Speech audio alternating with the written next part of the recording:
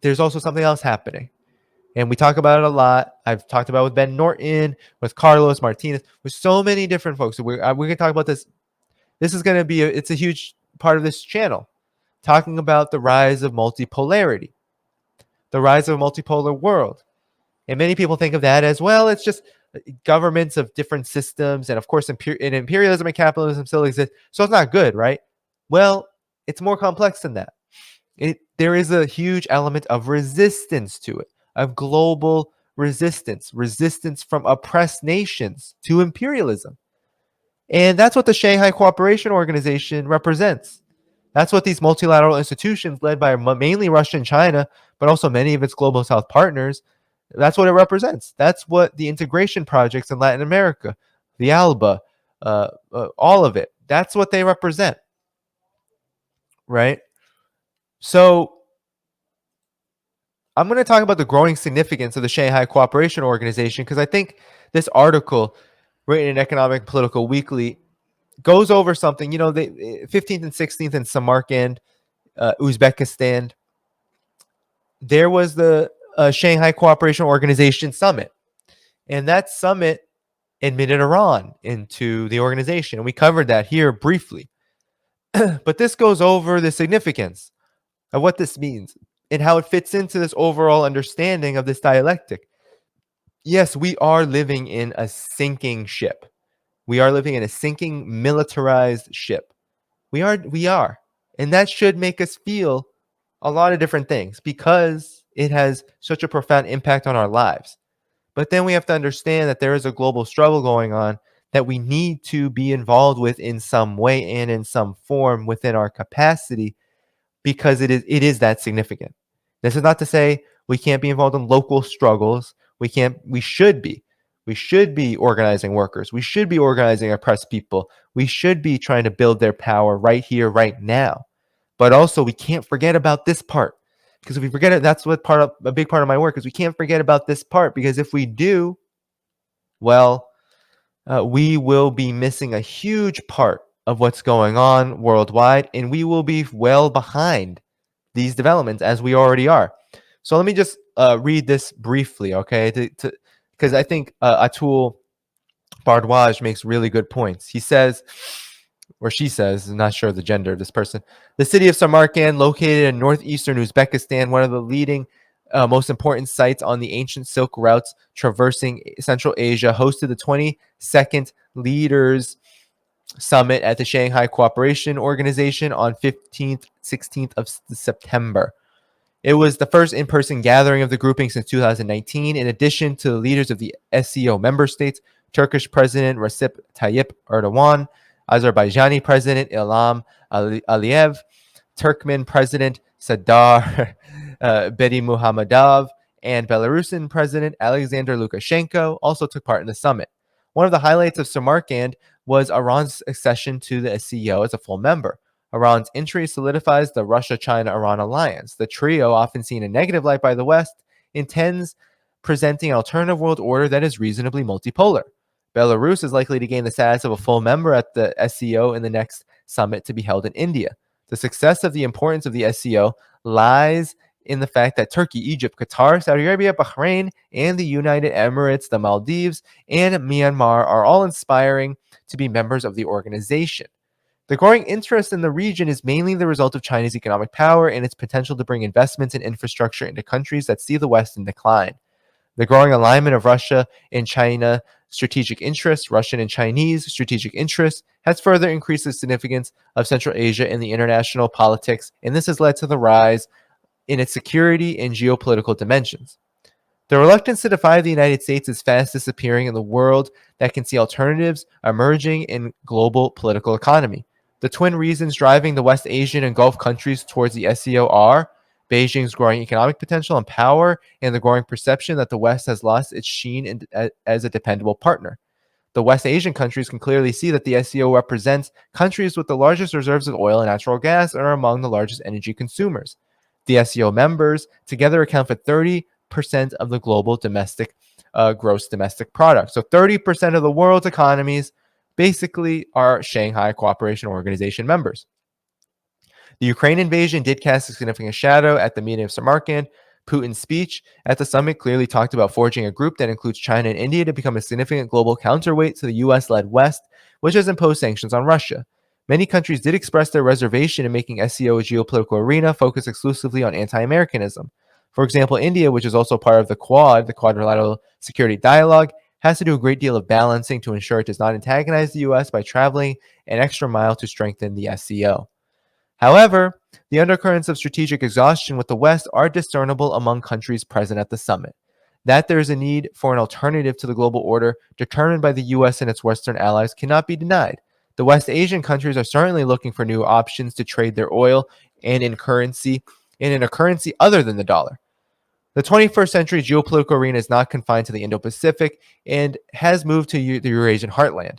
China is clearly playing the game in both the maritime as well as the continental domain.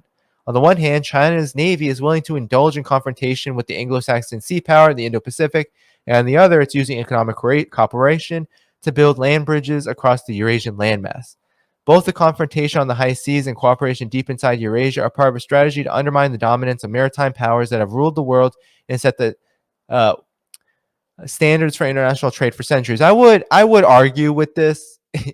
I read the article very briefly, and I thought that it makes some good points that are about to come up. But I will just say, as a note, I don't believe China's strategy is to undermine through naval attacks and like naval power. Even I think that really is a response to how the U.S. has used this kind of freedom of navigation to militarize that region, and has really compelled China to have to keep up as a deterrence. Like I do think the reason why China does have its navy and all of that within its own waters, oh my God, so crazy. But the reason why it has had to expand that is because of these growing threats from a superpower very far away that has nothing to do with the Pacific. But nonetheless, let's continue. It's not a huge point in this article, but I do think that it is incorrect to say that it's trying to undermine the power of these so-called maritime imperialists through its own kind of maritime military strategy.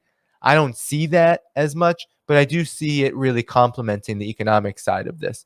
That China does want to keep the seas open and the ocean open for its, in the Pacific open for its economic activity. So military is going to be part of that, especially when you have a militarized superpower breathing down your neck. So the elements of this two-pronged strategy are visible in the significance that China attaches in the SCO, which was created in 2001 and continues to be an important element of Russia's Look East policy and China's Belt and Road Initiative. The control over the region is crucial for both countries in their quest against U.S. hegemony. The question before the SCO is whether to focus on Russo-China geopolitical competition with the U.S. or endeavor to transform itself into a global economic platform. Though the SCO is about guarding against military intrusions by the West, more importantly, it is about building efficient transportation corridors conjoining the Eurasian continent, neglected due to the dominance of sea lines communication. It is about new Silk Road routes through sustained investments and efforts. The Chinese railway carries more than $75 billion of goods via Kazakhstan and Russia to Europe. This is a big development, and in 2016, only $8 billion of goods were carried on this route. A new railway line connecting China, Kyrgyzstan, and Uzbekistan is likely to begin by 2023, which would open a route from China to Europe, shortening the journey some 900 kilometers and 8 days. Thus, the organization is about reducing existing inequalities between the coastal regions and landlocked countries.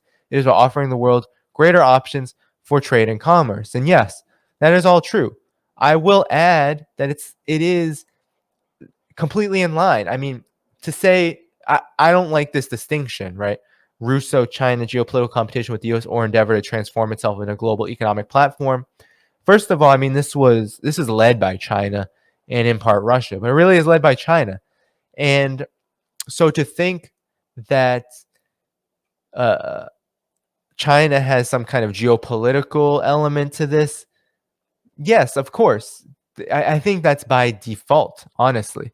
I think that, of course, this is a response to the way that geopolitics and U.S. militarization and all of that has transpired, the aggression that has transpired over the last decade. Yes, the SCO is certainly a response to that. But it's also, I think, completely in line with this global economic platform outlook. China is not here saying we want to be a hegemon with Russia. No, it's saying that this is a platform for everybody, and we're going to increase the the access, the visibility, the capacity, everything, all of it. We're going to increase the capabilities of all countries involved to create robust trade routes, robust economic arrangements that can get the job done for these countries and ensure that the US and the West's decline and calamities and crises that they're facing doesn't further worsen what was already a deleterious situation for much of the world. Because the US led imperialist order, what did it create? Massive inequality, massive poverty, massive instability, and the problems that much of the world face, especially the working class, are because of the way that this imperialist juggernaut alliance has operated. And so that's what the SCO is certainly a response to.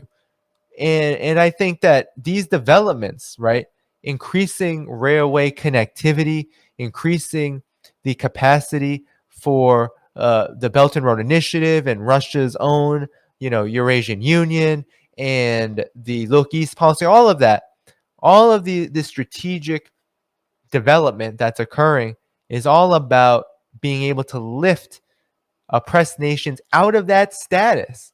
So economically, there's a real progressive trajectory to this, a real progressive strategy, a real progressive vision. It's not just, oh, everyone wants to make money and people want to make money. No, it's about laying the material basis, increasing the productive forces so that oppressed nations can uh, get out of the status of being oppressed nations, of being impoverished nations, of being underdeveloped nations, of being neo-colonial nations, of being nations that have standards of living unfit for human life, which much of these countries do. And that's just the reality of the situation. It's a very sad reality, but it's one that was born from imperialist colonial exploitation. And I didn't even get to all that was happening with Azerbaijan and Armenia. And then you also had, what was it, the border skirmish that was happening in that region as well. So that's all a byproduct of the fall of the Soviet Union, right? So the neoliberal capitalist imperialist order is in decline. The SCO and institutions like it, this alliance between China, Russia, and Iran, this broader vision for integration, all of it is key to anti-imperialism and should foster revolutionary optimism in the sense that there are major actors in the world seeking to change the decrepit condition that exists from imperialist exploitation. And so that should give us all hope because it's happening, it's succeeding, and there really isn't anything short of that nuclear button that we were talking about that can really stop this overall trajectory.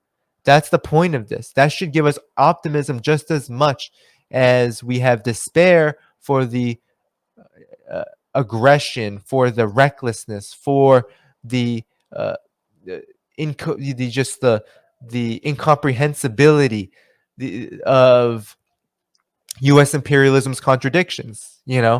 As much as we are feeling the pain from those, we have to maintain optimism for the resistance that is happening, and the Shanghai Cooperation Organization is a big part of that.